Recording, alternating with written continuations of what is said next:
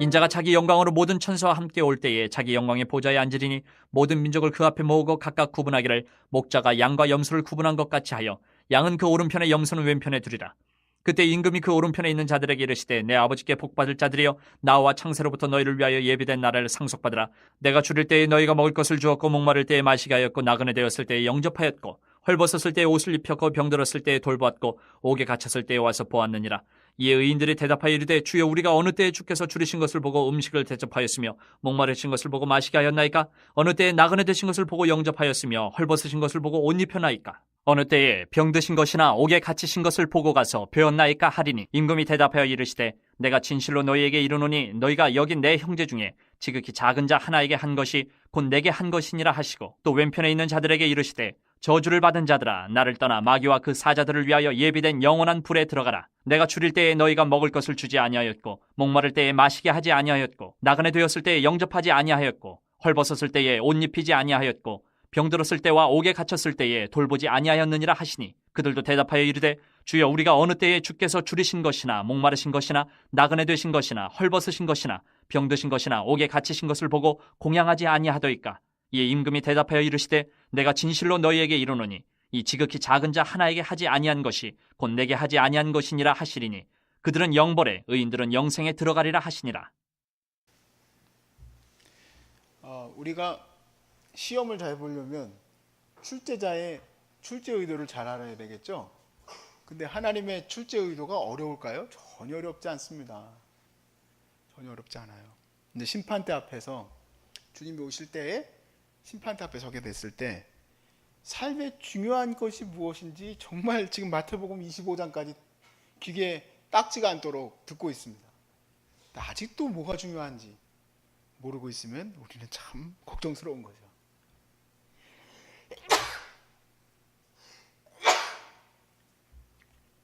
오늘 말씀에서 보면 세상에서의 성공과 또 하나님 나라에서의 성공이 큰 차이가 있음을 알 수 있게 됩니다. 그래서 내가 세상의 성공에 너무 목말라하고 살 필요 없다. 심판대가 목표이기 때문에 우리는 주님의 심판대 앞에 서는 게 목표이기 때문에 이 세상에서의 성공과 이 세상의 그런 것들에 연연할 필요가 없는 줄로 믿습니다. 그러므로 우리가 진짜 바라봐야 될 것은 이제 믿음을 갖고 있는 우리들이 그래, 믿음을 갖고 있는 우리들은 심판대 앞에 서게 될 것을 믿는데 그러면 그 목적지가 어디인지를 보아야 되겠죠. 오늘 본문에 보면요, 그 양과 염소가 나뉘어지는데 중요한 부분은 이겁니다. 둘 다 천국에 들어갈 자격이 있다고 생각하는 사람들입니다. 요게 포인트예요. 둘 다 하나님 백성들이다. 그런데 아이고야, 나는 천국 못 가는구나 하는 사람들이 생기는 거예요. 나는 하나님 나라에 들어갈 수 있는 자격이 없는 것 같은데 들어갈 수 있는 사람이 생기는 거예요. 주님이 나눔을 아주 쉽게 구별하셨어요. 비유로 양과 염소. 말 안 듣는 자들은 염소고 말 잘 듣는 자들은 양인 거예요. 그렇게 이제 구분을 하시고 나눴습니다. 34절부터 36절까지의 말씀에 보면 이제 양에게 하시는 말씀이에요. 그때 임금이 그 오른편에 있는 자들에게 이르시되 내 아버지께 복받을 자들이여 나와 창세로부터 예비되었던 땅입니다. 상속을 받으라. 내가 줄일 때에 너희가 먹을 것을 주었고 목마를 때에 마시게 하였고 나그네 되었을 때 영접하였고 헐벗을 때 옷을 입혔고 병들었을 때 돌보았고 옥에 갇혔을 때에 와서 보았느니라. 근데 반응이 뭐라고 합니까? 37절에 39절에 이에 의인들이 대답하여 이르되 주여 우리가 어느 때에 주께서 줄이신 것을 보고 음식을 대접하고 목마른 것을 보고 마시게 하였고 어느 때에 나그네 되신 것을 보고 영접하였으며 헐벗은 것을 보고 옷 입혔나이까? 어느 때에 병드신 것이나 옥에 갇힌 것을 보고 배웠나이까? 하고 깜짝 놀랐어요. 예전에 어떤 분이 그러더라고요. 이게 당연히 하는 의뢰아이 우리가 물 주는 것이 목마르다 그러면 물 갖다 주고 배고프다 그러면 배고픈 거 밥 대주고 하는 거기 때문에 당연히 하는 거기 때문에 기억을 못하는 거 아니겠느냐 얘기를 했는데 저는 오늘 본문에서 아주 중요한 단어 하나를 찾게 됐어요. 그것 때문에 기억을 못하는 거예요. 또 하나를 더 보겠습니다. 뭔지는 좀 이따 말씀을 드리고 41절에서 43절에는 염소들이에요. 우린 염소가 아니라 양이기를 원합니다. 왼편에 있는 자들에게 이르시되 저주를 받은 자들아 나를 떠나 마귀와 그 사자들을 위하여 예비된 영원한 불에 들어가라. 야, 우리가 갈 곳이 아니죠. 마귀가 가야 될 곳인데, 내가 줄일 때 너희가 먹을 것을 주지 아니하였고 목마를 때 마시게 하지 아니하였고 나그네 되었을 때 영접하지 아니하였고 헐벗을 때 옷 입히지 아니하였고 병들었을 때 옥에 갇힐 때에 돌보지 아니하였다. 또 똑같이 반응해요. 우리가 언제 주님을 목마를 때 마시지 않게 했습니까? 언제 그렇게 했습니까? 그러니까 열심히 일했다는 거예요. 그런데 여기 충격적인 반전의 단어가 하나 있죠? 그게 뭐냐면 이 45절에 이제 대답을 하셨습니다. 이 단어입니다. 바로 이에 임금이 대답하여 이르시되 내가 진실로 너희 이기르노니 누굽니까? 이 지극히 작은 자 하나에게 하지 아니한 것이 곧 내게 하지 아니한 것이니라. 그래서 기억을 못하는 거예요. 스쳐 지나갔던 그 작은 자. 우리는 사역 자체가 노숙인들을 대하면서 사역을 하기 때문에 그냥 그 사역 자체가 그렇게 돼 있지만 일반적인 사람들에게는 중요한 사람이 아니죠. 이게요, 참 저희 이 사역을 하다 보니까 그런 트랩에 걸릴 수 있겠구나 하는 것을 많이 느꼈습니다. 이제 많이 바쁘시죠. 저희 어머니도 바쁘신데 참 귀하다고 생각이 드는 게 왜 그러냐면 이제 큰 집회가 있습니다. 세계 기독교 간호사협회 같은 큰 집회가 있는데 거기 초청을 받아서 가는데 전화가 왔어요. 사모님, 우리 동생이 지금 암인데 잠깐 뵐 수 있을까요?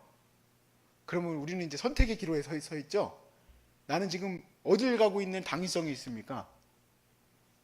세계 간호교 기독교 협회 세 개 앞에 세 개가 붙었잖아요. 두 개도 아니고. 죄송합니다. 나 요즘에 이렇게 아재가 그 개그가 자꾸만 터치는지 몰라. 아무튼 그래가지고 그 뭐 몇백 명, 몇천 명이 모인대요. 뭐 오살리 기도원에서 모였다고 해가지고 하는데 사실 갈 시간이 없죠. 또 저같이 이렇게 말씀을 다 깨알같이 써야 되는 사람들은요 신경이 곤두서 있어서 못 가요. 잊어버릴까봐. 근데 어머니는 상관이 없는 분이에요. 그래서 그냥 가세요 거기를.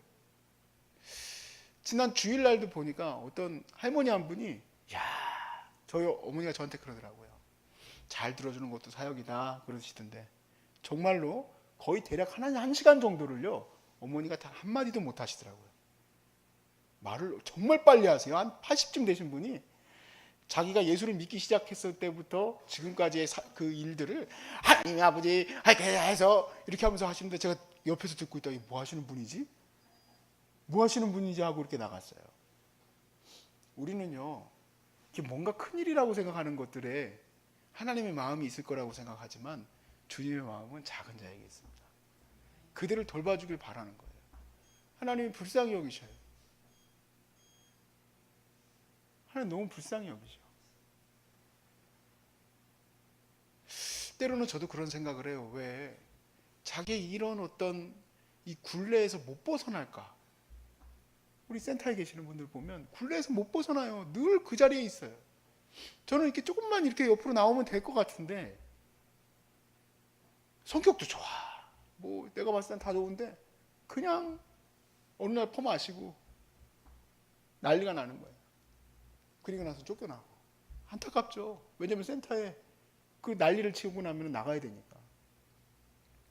왜 그렇게 계속 쳇바퀴 돌듯이 그럴까?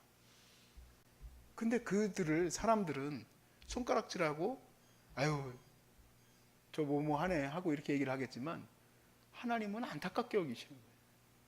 그리고 그를 누가 돌보길 바랄까요? 양들이 돌보길 바라는 거예요. 우리 주님의 심판대 앞에 섰을 때 성공은 우리는 대단히 큰 일을 많이 이루기를 바라지만 그래서 이제 좀 그런 일들을 주님 앞에서 자랑하고 싶지만 주님은 생각지도 않으세요. 이 목사가 몇백 명, 몇천 명 되는 교회에 목사로 있었는지 생각지도 않으시고 또 다니면서 옆에 있던 아무개가 너한테 힘들다고 요청을 했는데 너 그냥 지나갔지? 너 나를 갖다가 무시했다? 제가 언제 주님을 무시했습니까? 제가 목사인데 언제 제가 주님을 무시합니까? 너 나가. 황당한 거예요. 내 평생을 학위까지 따가면서 목사 짓을 했는데 알고 보니까 주변에 수없이 많은 작은 자들이 울고 있는 거예요. 이 목사가 나를 본 적도 없다는 거예요. 내가 부탁을 했을 때 들어줘 본 적도 없다. 부탁도 못했지만 내가 목말라 하는데 한 번도 나한테 찾아준 적이 없다. 그러니까 이 둘 다 황당한 거예요. 한 부류는 아무것도 못한 것 같고 부족하지만 주님이 기쁘게 받아주셔요. 한 부류는 큰일을 많이 한 것 같은데 주님이 나가라는 거예요. 너 같은 인간들은 여기 있을 필요도 없다고 나가라는 거예요.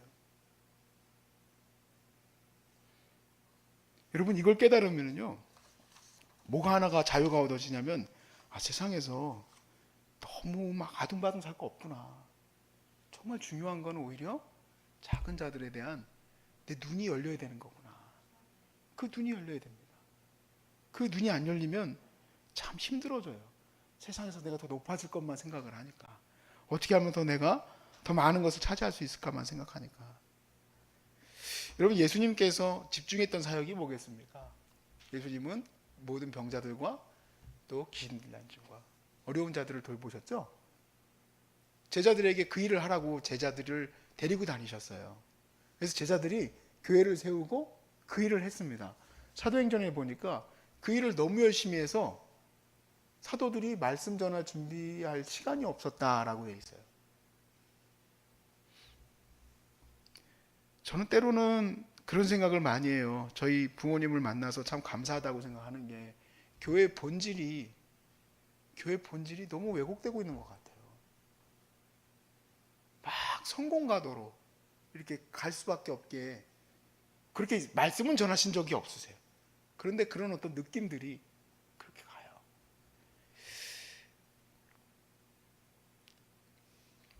예수님께서 갈릴리 지역에서 사명을 감당하시지 않습니까? 대부분의 시간들을 공생의 기간에. 갈릴리 지역은 유대인들에게 봤을 때에는 소외된 지역이에요. 근데 예수님이 다시 부활하시고 나서 어디로 오려고 하시느냐?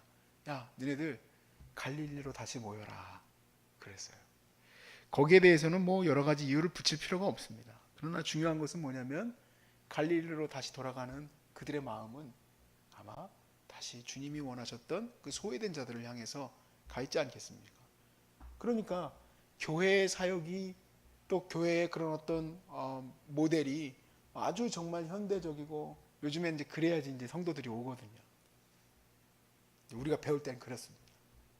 막 최고 프로페셔널한 찬양팀, 막 조명도 막 돌아가요, 막 쫙 돌아가고 그래야 돼. 이거 보니까 뭐 물어보니까 2억도 넘는다고 그러더라고. 막 이런 거 돌아가는 거 하는 거 보면. 무슨 막 시스템도 막 그냥 막 몇 억짜리. 깜짝 놀랐어. 뭐 하나만 누르면 자동으로 탁탁탁탁 돌아가요. 그래야 될 것 같잖아요. 그러면은 나같이 이렇게 연약한 목사들은 어떻게 사역을 하라는 거냐? 나는 아무것도 할 수 없는데 이렇게 생각해버리잖아요. 근데 오늘 이 말씀을 보면은 포인트가 잘못됐어요. 교회 사역은 소외된 자들을 향하면서 되는 거기 때문에 그렇게 막 착착착착 안 돼도 돼요. 성도들과 함께 어려운 사람들을 돌보면 되는데 어디 있을까요? 멀리 있지 않거든요. 가까이 있거든요. 그래서 그들을 어떻게 돌볼지를 생각하면 되는 거예요. 예수님을 따른다는 게요, 갑자기 뭐 살고 있는데 내가 이렇게 살아가고 있는데 예수님 따라서 살아주십시오. 그래, 내가 이제 이 모든 것을 내려놓고 신학을 시작해야지. 그럴 필요 전혀 없습니다. 가능하면 하지 마십시오. 부탁을 좀 드립니다. 가능하면 대학교인 나이 때 신학하는 걸 제가 좀 추천을 드립니다. 왜냐하면 갑자기 신학을 가시면 아내가 놀래버립니다. 저희 어머니야 뭐 그렇게 가시길 바랬지만 대부분 아내들은 갑자기 신학을 가면 놀래버리죠. 이상해요. 자식들도 마찬가지고 뭐 그것도 다 부름에 따라서 가는 거겠지만 꼭 신학을 가야지 주님의 일을 하는 게 아닙니다. 오늘 이 말씀에서 보면은 주님의 일을 한 사람들이 목사 한 수 받은 사람 양으로 다 나와, 장로 한 수 받은 사람 다 장로 이쪽으로 나와. 그렇게 안 돼 있어요. 너희들이 내 작은 자들을 돌보았다. 거기에만 포인트를 두고 계세요. 그러니까 출제 의도를 잘 아시겠죠? 하나님 우리에게 주신 건강과 우리의 물질과 우리의 이 모든 삶이 왜 주셨을까? 출제 의도, 연약한 사람들을 돌보라고. 그래야지 여기가 천국이 되니까. 하나님 나라가 멀리 있는 것이 아니다. 여기 있다 저기 있다 할 것도 아니다. 이렇게 함께 하나님의 나라를 세워나가는 것 아니겠느냐 하는 겁니다. 이번에 강원도 가서 산불난데를 잠깐 가서 보고 왔는데 참 감사했어요. 그곳에 몇몇 단체들이 이제 와 있는데 기독교가 와 있을까요? 안 와 있을까요? 와 있었어요. 너무 귀하더라고요. 그 광염교회도 벌써 와 있더라고요. 네. 그래서 거기서 라면이라도 하나 먹고 갈까 하다가 붕어빵만 먹고 왔습니다. 평강교회라는 데서 와 있더라고. 평안교회였나? 그런 모습들이 우리 교회 안에서 늘 넘쳐나기를 바랍니다. 우리가 순종하면서 나간다는 것은 이 말씀들이 무엇을 바라고 있고 또 우리의 삶에 원하고 있는 것을 잘 파악하면 사실 우리 삶이 늘 은혜 안에 넘치는 줄로 믿습니다. 그래서 여러분 때문에 늘 많은 사람들이 행복했으면 좋겠습니다. 아멘.